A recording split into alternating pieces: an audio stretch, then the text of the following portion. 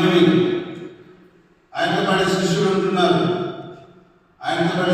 ఉంటున్నారు, వెలుగుతనంతో లేదు. ప్రభు యొక్క ఆశ ఏంటంటే మీరు మెలుగుగా ఉండి ప్రార్థన చేయమని. వాళ్ళు నిద్రామత్తులై ఎంతో ఇబ్బందికరంగా ఉంటున్నారు. మాటలు గ్రహించి రాస్తూ వచ్చినాడు. నేను ప్రభు యొక్క ఆశ ఏంటంటే, ప్రభు యొక్క ఆశ నేను నిద్రించే స్వభావం కలిగిన నిన్ను నన్ను మేలుకొల్పజేసి ఎక్కువ ప్రార్థనలో ఉంచాలని ప్రభు యొక్క ఆశ. దేవుని యొక్క ఆశ లాగుంది.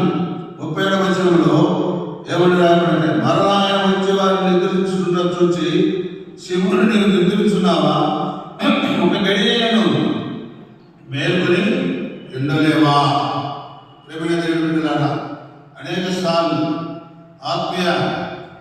ఆత్మీయంగా మనం నిద్రించే వారిగా ఉంటున్నాం.